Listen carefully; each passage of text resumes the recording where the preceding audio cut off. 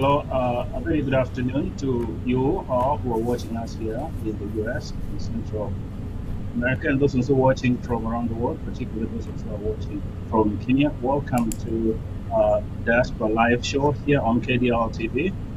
We are beginning a conversation on Kenya Boards 2022, Diaspora Civic Engagement, Kenya elections. So today we're beginning a series of discussions that are going to start today up to the elections coming up on August 9 in Kenya.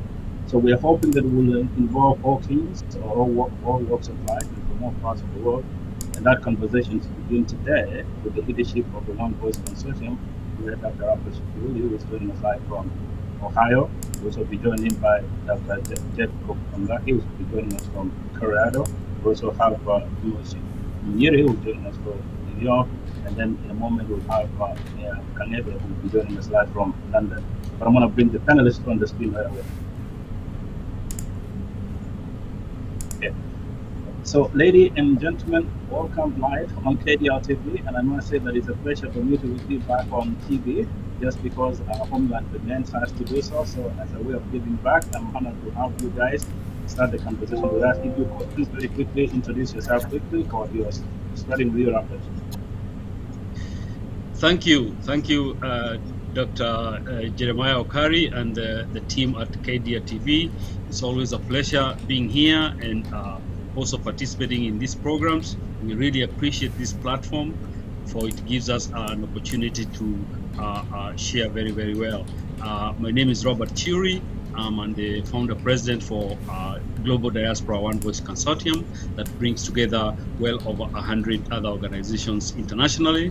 And our vision and mission is to support and improve the welfare and lifestyle of our diaspora community and Kenyans at home.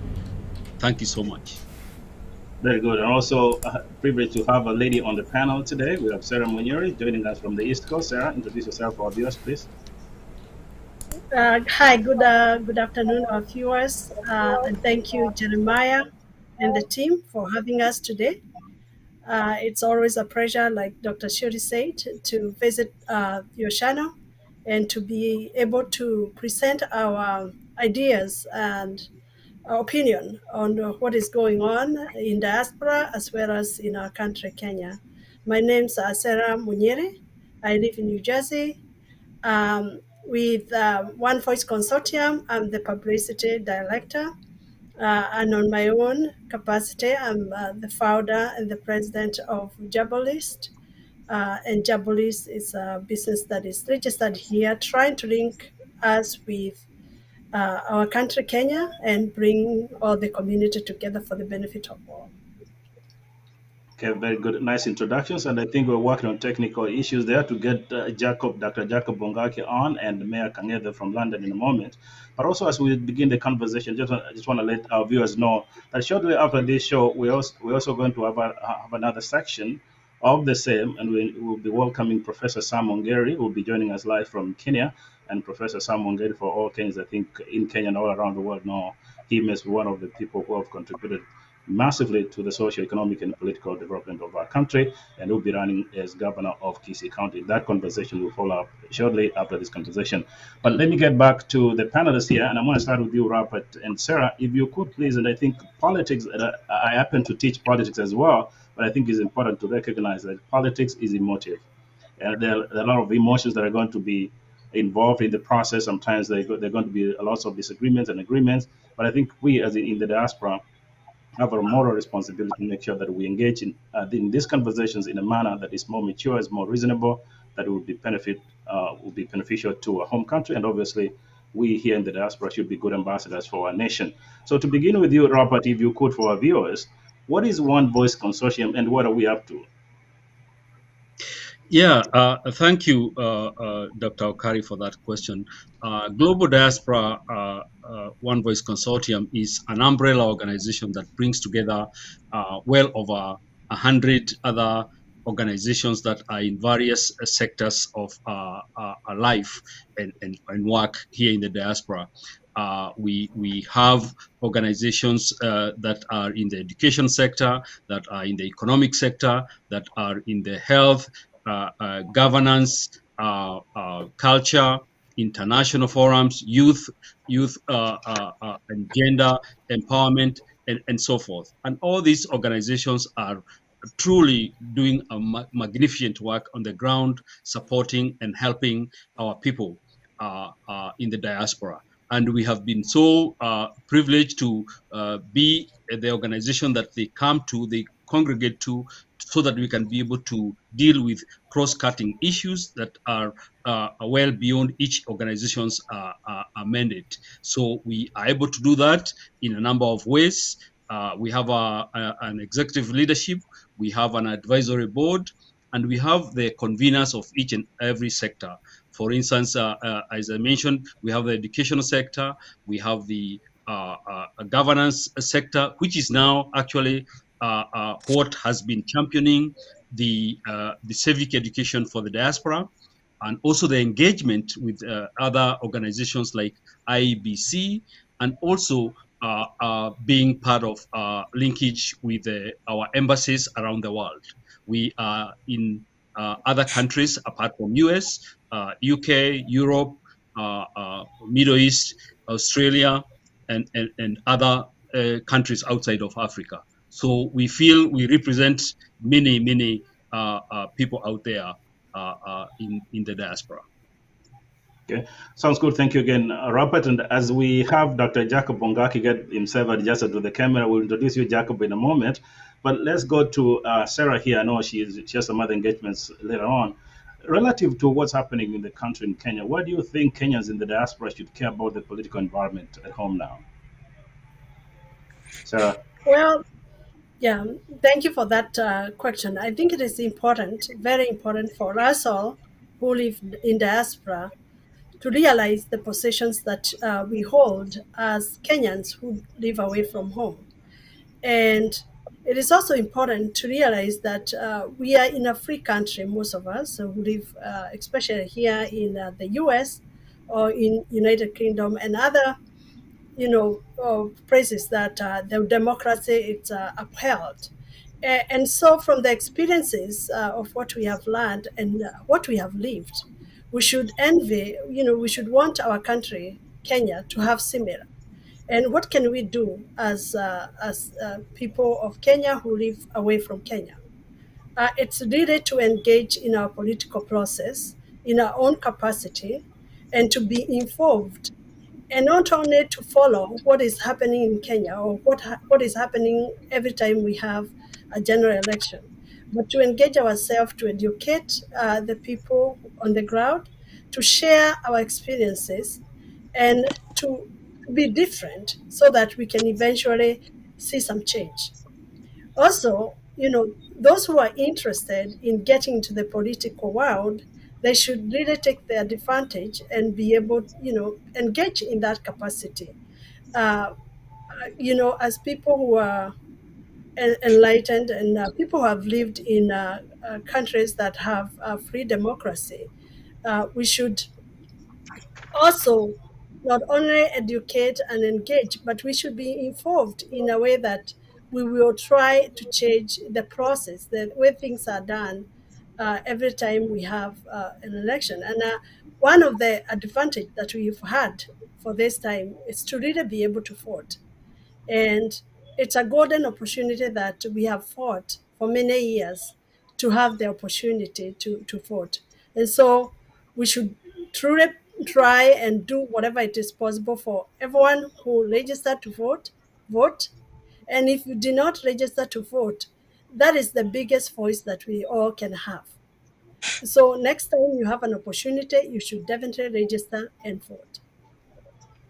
Okay, sounds good. Thank you. Thank you. As we welcome Dr. Jacob Ongaki from Colorado. Dr. Ongaki, by the way, I need to, if you don't mind introducing yourself to our viewers and just let you know that I like your suit and your tie.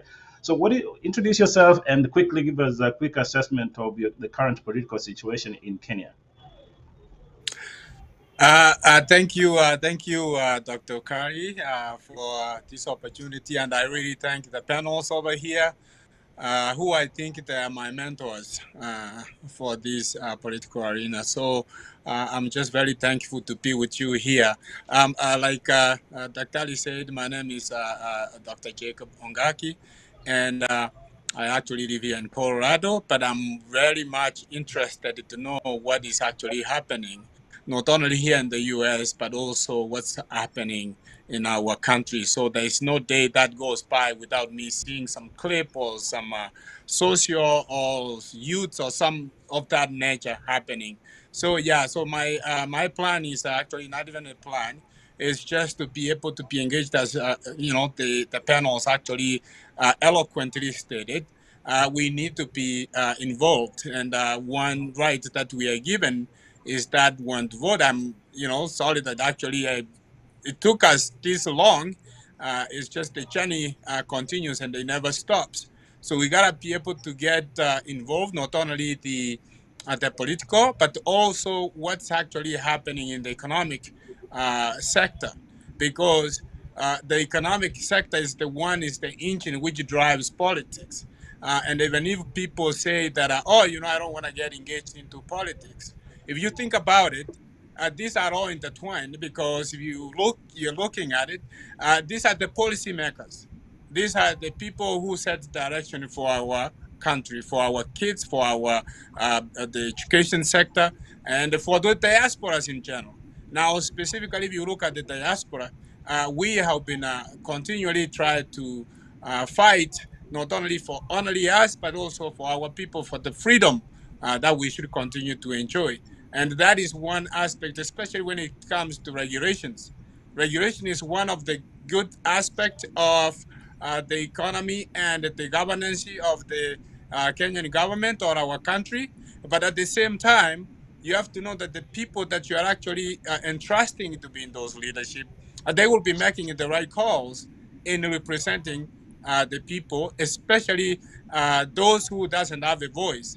Is now, and if you think about it, the diaspora, we continually try to fight, and I really thank the OVC organization for the work they have done for these many years. They were able even to educate me about the rights of everybody, that we are supposed to be able to have the freedom to be able to vote as diaspora, because we are actually Kenyan citizens. So that's my take on that. Not to go too much, but I know you asked me a specific question. But that's my quick take on that, Dr. Okari. Okay, thank you. So I'm going to put Dr. Shiodi on hold for a moment. I want to make sure we make the best use of Sarah while we still have her. And fact that she's the only lady on the panel, I think she's setting the tone for our sisters in the diaspora to make a massive contribution towards the general elections in Kenya. Sarah, if you could, I think we're doing this for the sake of the love and patriotism for our country. From your vantage point, what is your assessment of the current political environment in Kenya, and how do you see the diasporans playing a major role towards solving some of the challenges that we think are of concern to us?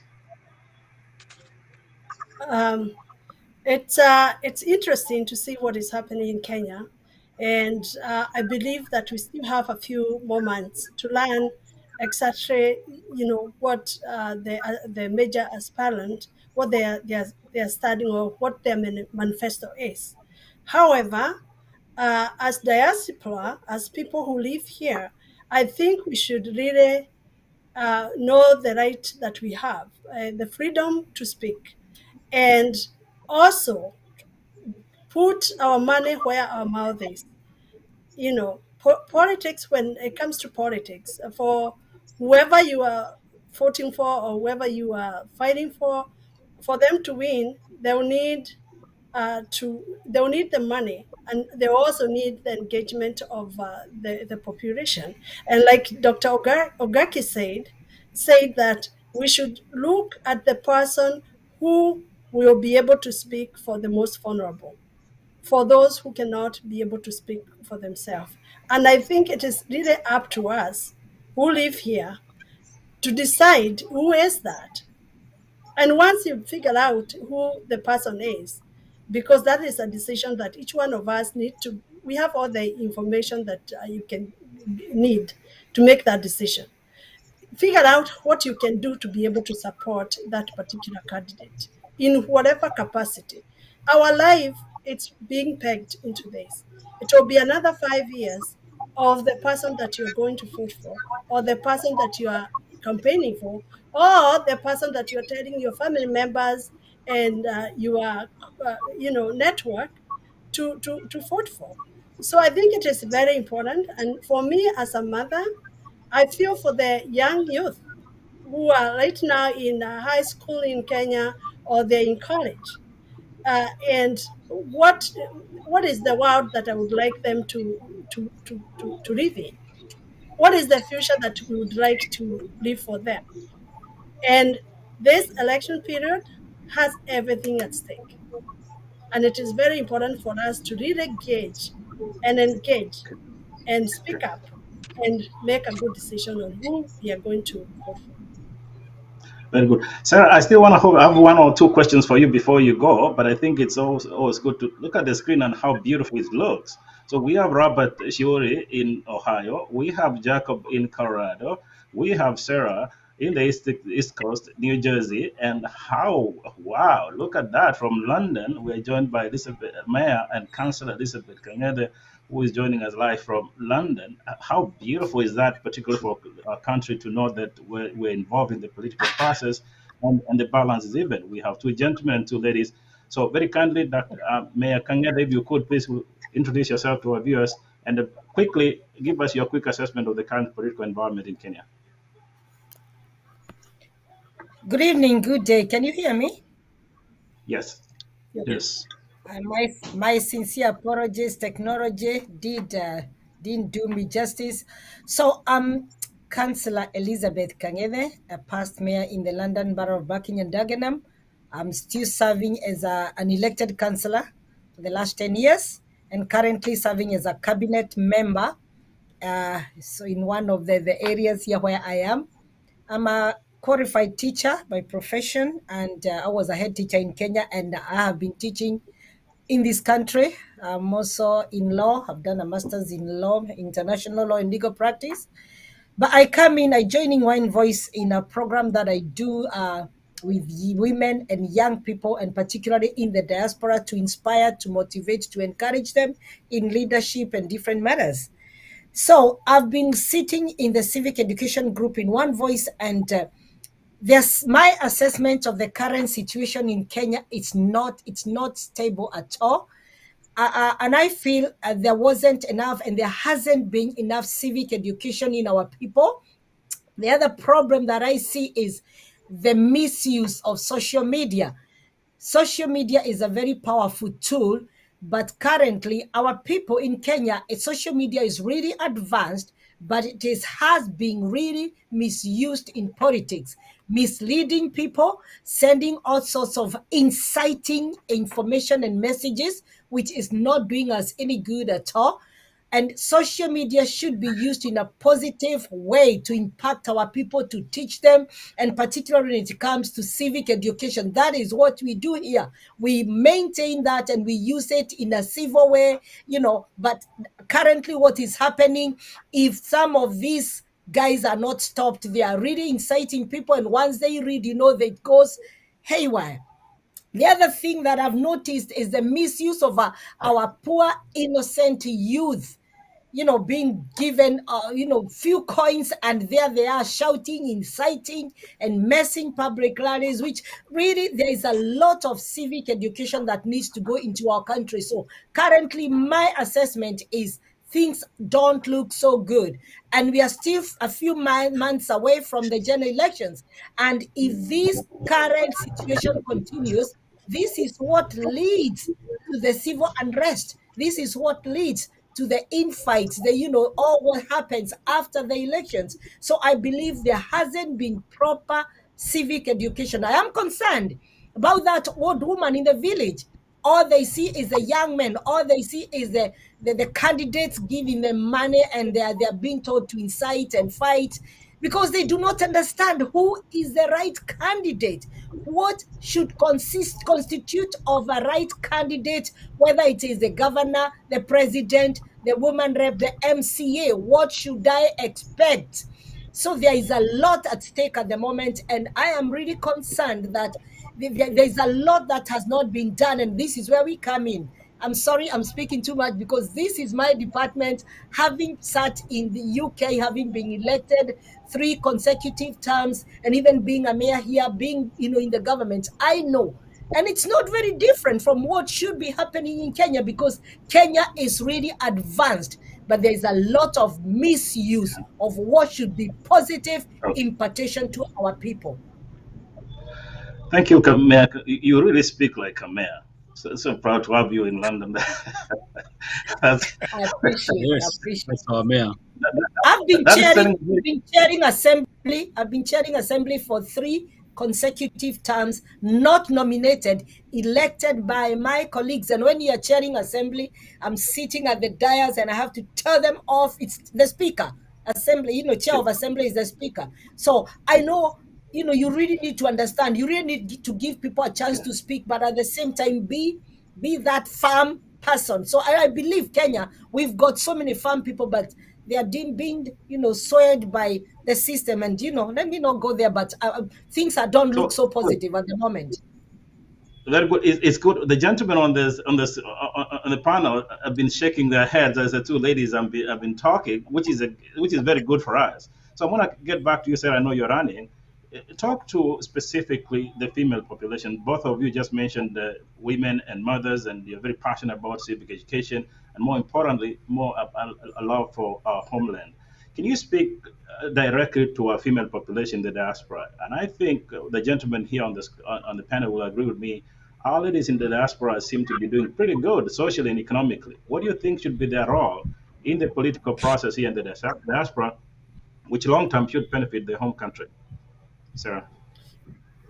Female and mothers have always been the first teachers of every child. And it is very important for us to take that role very seriously. And for us to be able to teach the right thing, you must be educated. You must know, like Mayor Kang'ethe said, you must understand what is at stake. And that is where the education even for civic should start. What are we telling our children? What are we telling our other sisters who don't understand what is happening in our country? So I think it is very important for all the female mothers and teachers and anybody who is in a position to influence to really understand what is at stake in our country and be able to share their opinion with any person that they can influence. What is happening in around the world is that nowadays female women are getting educated, they are getting positions of power, they are getting in positions to own businesses, to be able to have a position even in a home. It's not like traditionally how things were back then. And so today we are here and we are representing many. And what we need to do is really to continue educating people and to be able to speak the truth and to not only look at what you're getting, the 100 shillings or whatever money you get when you walk outside and support someone and bring a unga home. What is at stake? What is the future look like? And who is the person or the candidate that can really make a change? And the other thing, women need to be involved in politics. I know we have the women representation that, it's allocated, which, we all know what is happening in Kenya. But women need to be involved in politics. They need to go and run for office. And us as women, we need to support other women who are learning. Okay. Yeah, if I may just add on that quickly,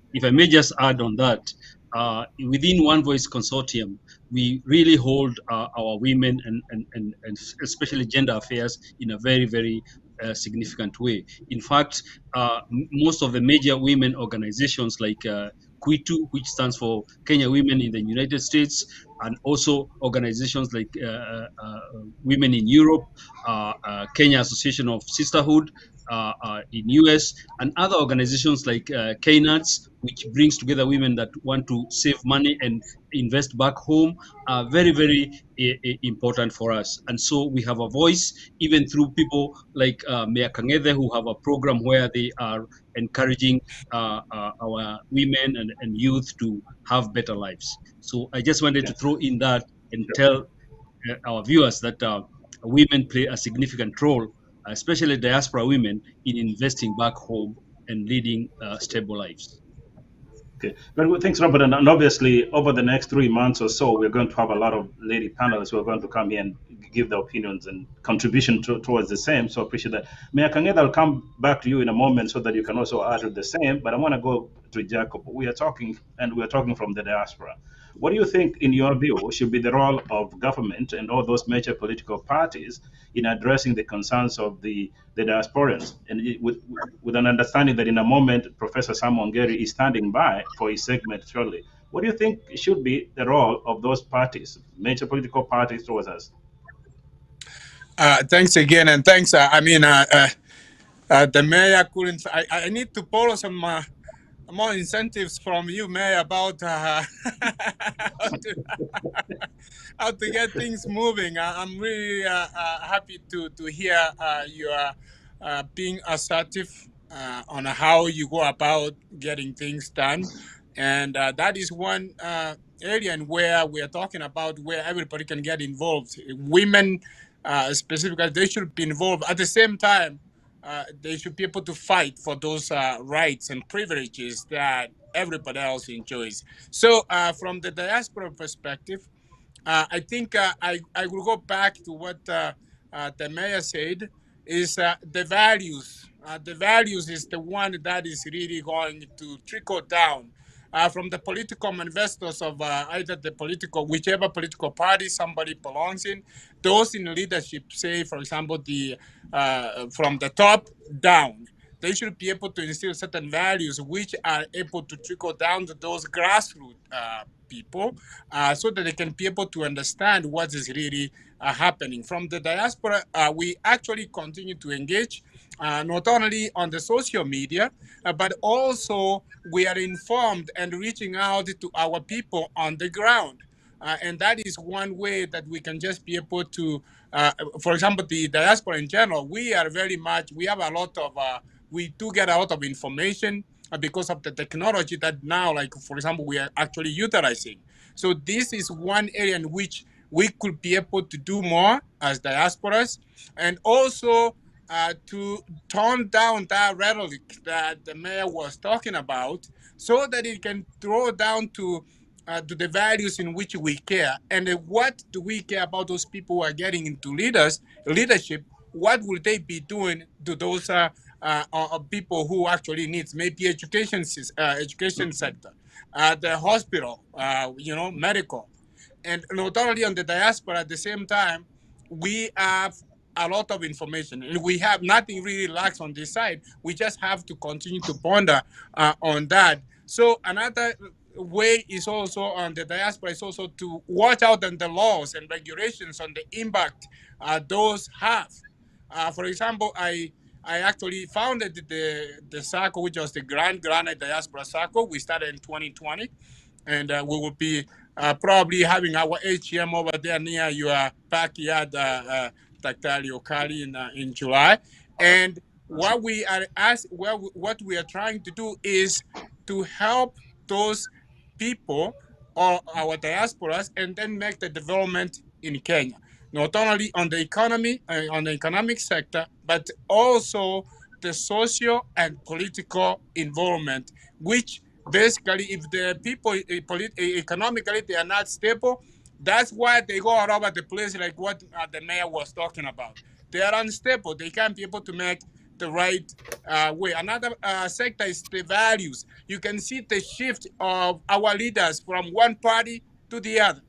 It tells you that the people do not, or those in leadership, they do not have a stand on certain value which they care and which they should be able to fight towards that value. It doesn't matter whether you are in from Moranga, it doesn't matter where you are in Kisumu, it doesn't really matter what section of the country you belong. It's the values that drives you to one political system or one political party that you can belong, and then be able to add value in those sectors. So I just don't want to go too much. I know there's a lot on this, and we will be talking more out there in the networks.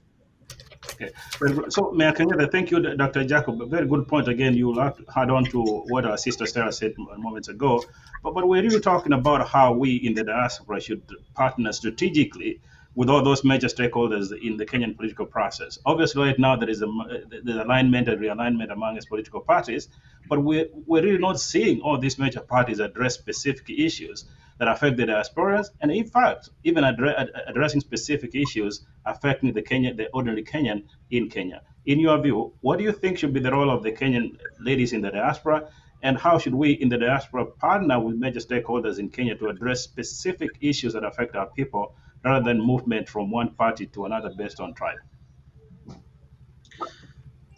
Yeah, let me quickly thank you, Dr. Okari, for that question. In fact, that was I want to say that. That's okay. oh, okay. Yeah, No, it's okay. let me just chime in Okay. and just perhaps give the perspective of OVC. Our mission at OVC is, of course, to promote ethical leadership and cohesion, integration, and socio interventions, culture and civic education, and also promote peace, prosperity, and stability. That being our mission, we are also guided on certain core values that include freedom, respect, unity, inclusivity, and also transparency. So even as we try to engage people who are in Kenya, those are our values that we try to very much bring in. And very soon, in the coming months, we have arranged a way in which those who are aspiring for various positions in Kenya through various party formations, we will give them a platform here where they can be able to engage the diaspora and perhaps articulate and present to us as diaspora what their vision is of Kenya post the election. Because elections come and go, and Kenya still remains the same. So our hope is that they are going to persuade us and articulate issues of what they are going to do for the diaspora and also for Kenyans. Remember, the diasporans are right now contributing a lot towards the economy of Kenya through the remittances that we give every year. In fact, central bank standards and survey last year gave almost 371 billion, meaning that right now diasporans are a key stakeholder in the economy of Kenya. We also provide others through investments that we do back home in various areas, real estate, agriculture, health, education, and so forth. So we want to kind of bring this to the understanding that we are there to play a meaningful role towards our country. And more so, we are going to be inviting these people so that they can be able to tell us how we are going to move the needle forward in terms of development. So I'll ask Mayor Kang'ethe to add to what I just said. Sure, go ahead, man. Right. Thank you so much, Dr. Shuri, and thank you so much, Dr. Okari, for this, for bringing up this, because this is very, very important. Now, first of all, we in diaspora need to start ourselves engaging from right where we are before we can, because that is when these people can realize, okay, they have something to offer. They know what they're talking about. Because you have seen most of the times when we try to engage with our Kenyan brothers and sisters, they think we do not know what we are doing. But like now, personally, if I really wanted to tell them, I can challenge them. I can show them I've done it. I can, not teaching really, but I can engage given an opportunity. So we as diasporians, first of all, like I say, we need to engage where we are. Then I believe we should be engaging in different institutions. We should. Institutions of government, they should be giving us an opportunity to be part and parcel of the country that we love so much. But you find that when we challenge they take that in the wrong way. They don't understand that as a leader, and I believe that because that is what I've been trained to do, challenging, but this is in a positive way. And the idea is to understand what do you have to offer, what is there on the table for the people who are going to vote for you. So we as diasporians need to engage with the different members. And I'm glad that Dr. Shiri has said this is soon coming, where we should be having some of these ladies, men, whichever posts, governors, women reps, and all that, so that we can engage with them. The other bit is that for them to use the expertise that is here in the diaspora. And whenever we say that, they don't want it for whatever reason. And the other bit is for us, actually, personally, I feel the civic education for us should be engaging our people on the ground so that they can really understand what to expect from the people they are voting for. Because I'm sorry to say that most of the people vote not with their heart. They vote because of what they hear, when and some of them are intimidated. So they don't go to the polls with a clean heart. They don't vote for whoever they vote for with a clean heart. So there's a lot that we as diaspora can do if that opportunity is granted. But we don't get. But now we want to get involved. We didn't want to engage. We want these people take us as though we are fighting them, especially when we challenge. But that's the only way when we can learn. I have been challenged whenever I go door knocking, because here is door knocking. Whenever I knock on any doors, I'll be challenged. And the thing is, I don't retreat. I engage in a positive way. And the people I engage with, it does not mean that they will vote for me. But we come to a solution where I say, okay, it's your choice, but the offer is there. If you feel you really want to come back to my party, I am still here for you. I am available. But that does not create that animosity that we see in our country, that if I don't belong to your party, this is it. We can't even talk. We become like enemies. And the thing is, the people on the ground need to understand that belonging to a different party, your mom could belong to a different party from your dad. But this is depending on what they believe in, and that is what we call democracy. But democracy in practice is not in existence. Well, the question I have for you for Mayor Kangeta, and I would like every one of you to respond because we are running out of time. We'll be having a lot of segments every Sunday to do this. Meanwhile, I need to pause here for the sake of our network to say this to our viewers. If you have any question, please feel free to go on our Facebook page and post your question or comment. We'll love to answer your questions, or if we don't answer them today, we'll answer them in the next segment. As well, you can follow us on Twitter. We can do the same in the next segment. But specifically, Mayor Kangeta and the panelists I'm asking here, we're talking about the common person, but we need to address directly to the leadership of the major political parties. Here we're talking about, for example, the Azimio coalition. What are we saying directly to the leader of the party, Raila Odinga? What are we saying directly to the leader of the UDA, Honorable William Ruto? What are we saying to them? What do they need to address so that we in the diaspora get satisfied to a point where we'll say, okay, that's okay, here's your vote. If you could look straight to the camera and address those key parties. First of all, I feel when it comes to the nominations, let it be clean, ethical, let people come out in the open.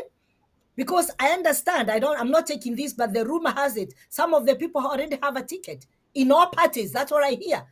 When it comes to the nominations, you the leaders, the political parties, come out in the open, let people know why you have nominated Mia Kang'ethe to be the women rep, to be the president, to be in that party. What do they have to offer?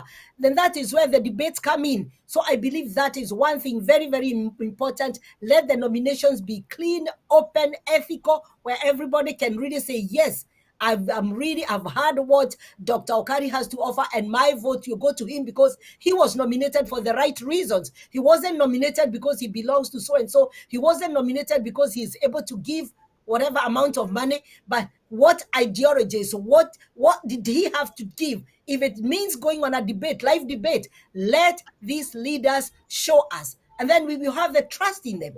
So that's one thing that I really feel is very, very strong.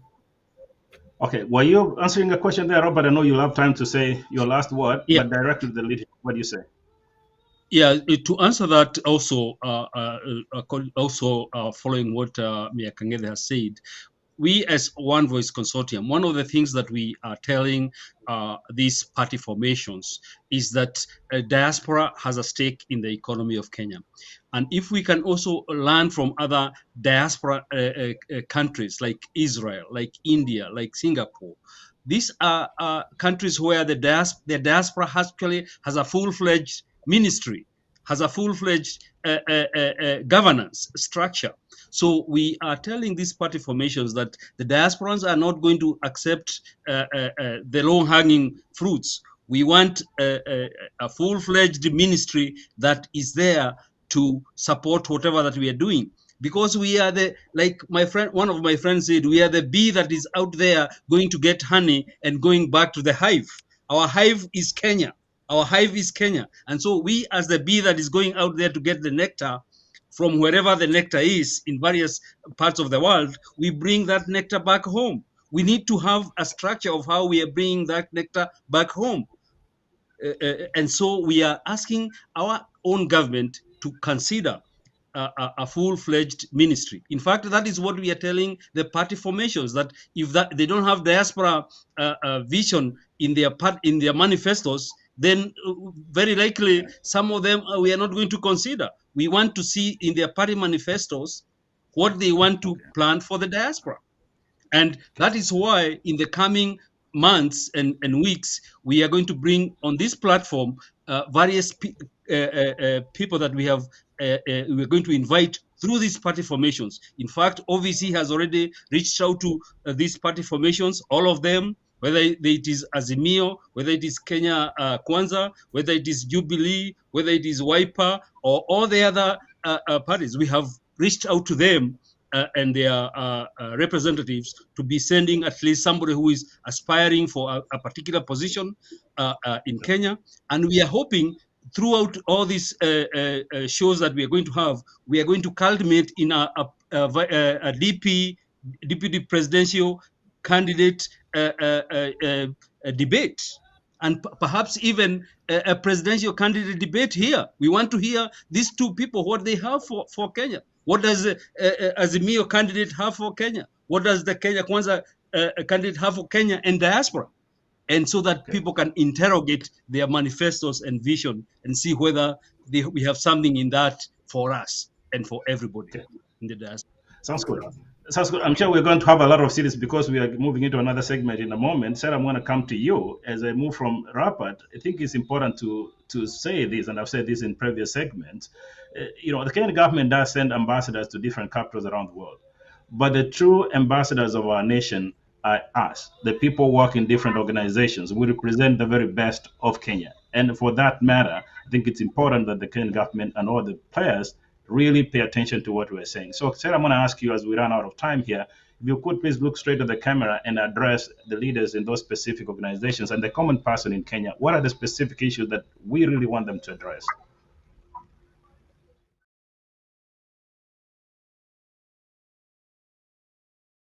Oh, okay.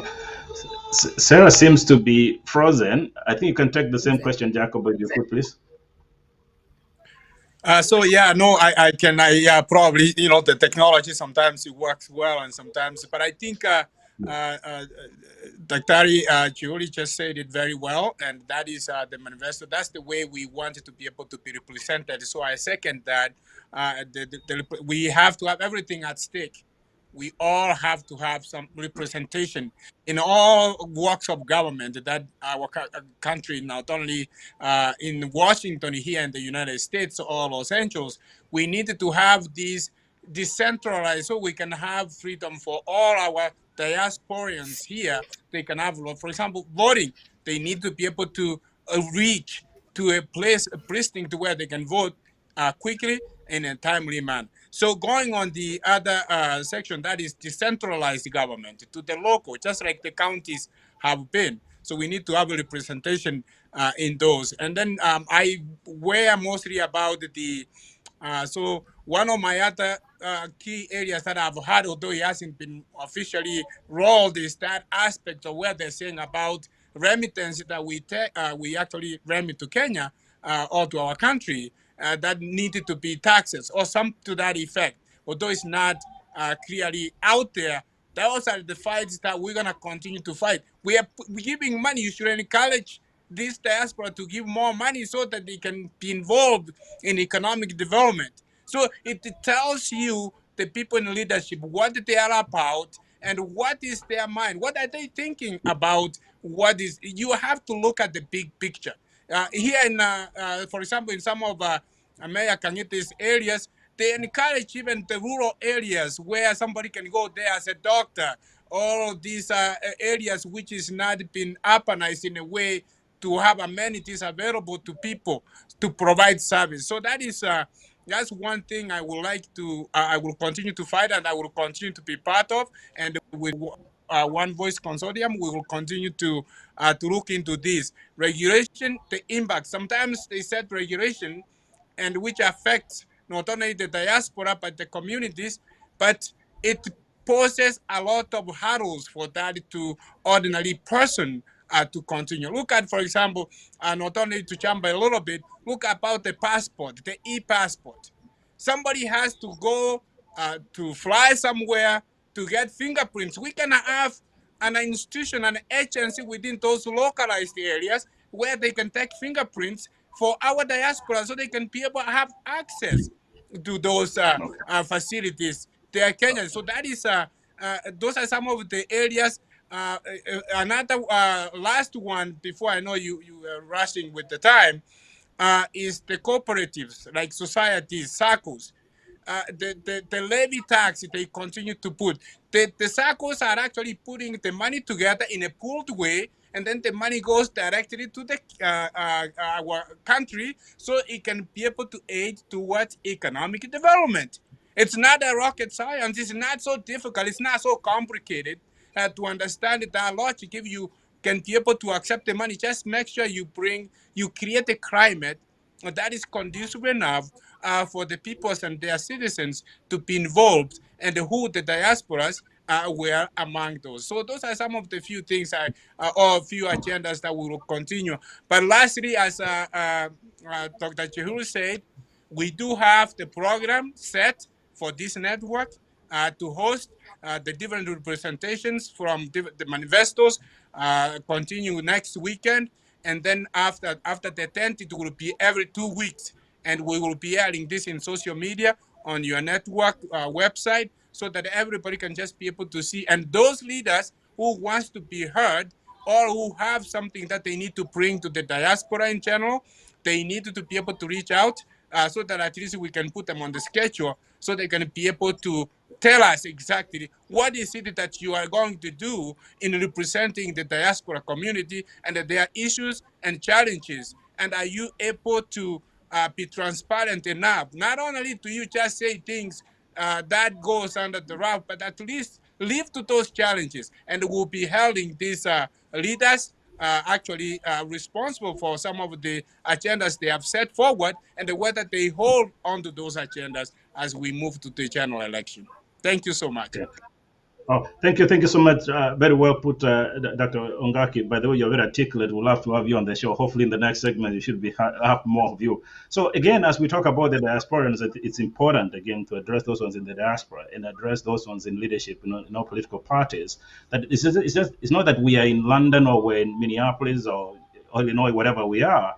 Is that we have connection to our families and friends in Kenya. So every time we're on phone, we're talking about the need for our people to make wise decisions. And that's why we're going to engage in this conversation. So if you could, Mayor Kang'ethe, we're running out of time. Professor Ongeri is standing by. If you could as well look straight at the camera and address specific issues that you would like to hear those major political parties do and what we in the diaspora should do as well.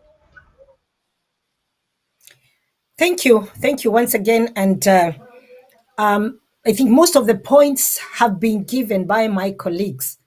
I am still insisting on having enough representation in right from the nomination.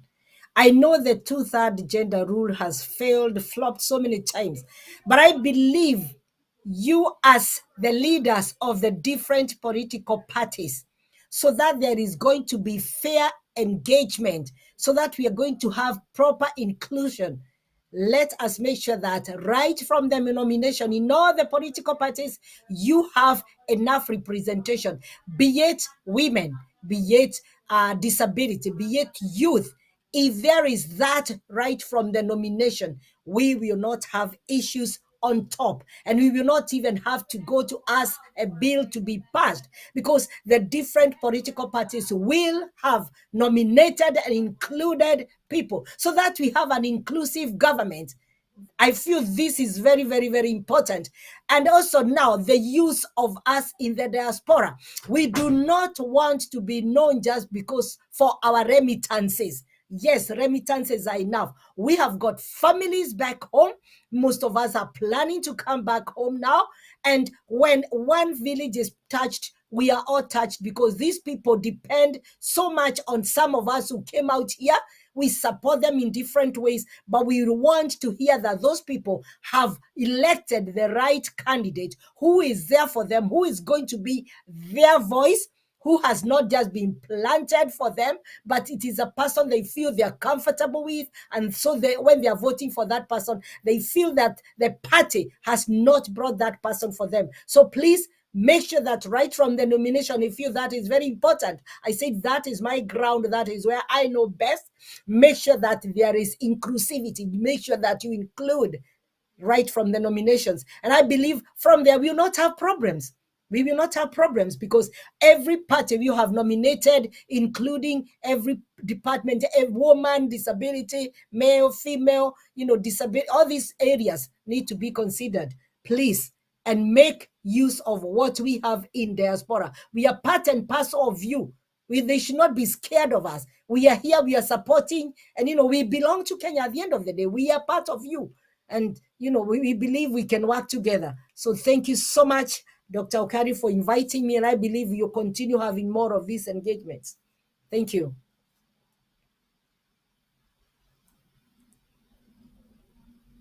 As we conclude this in a moment, I know of some very nice places in central London where they have very nice cocoa. Maybe over the summer, once we get to Europe, probably we'll check that place. But as we wind up the show, Dr. Ashud, I know you've mentioned this, but if you could, for the sake of our viewers, specifically what plans are underway for the diasporans to be engaged over the next few months? Yeah, thank you, Dr. Akari. And again, we always appreciate KDR TV and also your team there, including Ben Kibwato, who is behind the cameras and doing all the magical stuff in getting this show out there to your viewers around the world. Again, we have put some plans. We've reached out to all the party formations. And as you know, various people are aspiring for various positions within either the county governments or the national governments or in parliament or in the county assemblies and so forth. And we ask them to provide to us names of people who may represent them in various forums. And we are in the process of getting all those, all those who will present various party formations. And we will put a schedule where it's going to be every 2 weeks, starting from April 10th, when we'll have the first session. And the idea is we'll bring people who can be able to articulate their party positions and also debate the issues that are there, because we want to see what is good in one manifesto and what is not good in the other manifesto, and so that it can educate our people on what is going on. And more importantly, we also want to, as Mayor Kaneda said, there is an opportunity for the party formations to also use the people in the diaspora as nominated and elected representatives. We want to feel that diaspora is also included in our legislature, in making rules, in making or adjusting rules or revising rules. So we want to be involved even in that aspect. So we want them to actually even nominate people in the diaspora who may represent various segments of our diaspora community, not necessarily where they live, but also representing us all here in the diaspora. We also want them to ensure that this idea of the 48th county is brought to implementation. It doesn't have just to be a symbolic announcement somewhere in a rally. We want to hear where this county government 48 is and what is the structure about it, so that people can now feel they have their elected representatives, whether at a county government level, whether at the national government level, or even whether in the parties themselves, who are their representatives in the diaspora. So Sounds good. again, we'll be putting all this together, and we are thankful. And thank you, my co-panelists. You did great. Next week, we have another team from One Voice Consortium that is also going to come in here and present our core values as One Voice Consortium, because we want that to be the basis of some of the things that we want them to interact. Again, thank you, Dr. Jeremiah Okari.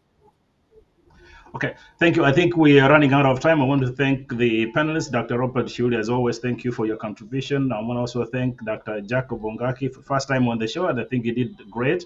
Mayor Kangede from London, thank you for doing it. You're an excellent speaker. Hopefully, you come back to the show as many times as possible. And please say jambo sana to our brothers and sisters across Europe. Appreciate that. And Sarah Munyiri, who left from New Jersey, thank you for your massive contribution to the show. Obviously, as always, from the background, Kebato and my colleagues here, we want to thank you. But again, to all our viewers, the key point is that we'll be having this segment every Sunday, 11 Central Time here in the US, which should be 7 p.m. East African time. We'll be talking to pretty much every parties here in the US, in Europe, whatever we are around the world.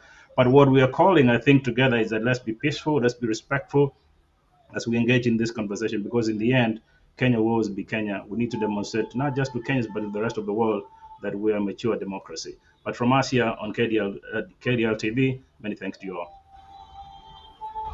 Thank you. Okay. Thank you. Bye-bye.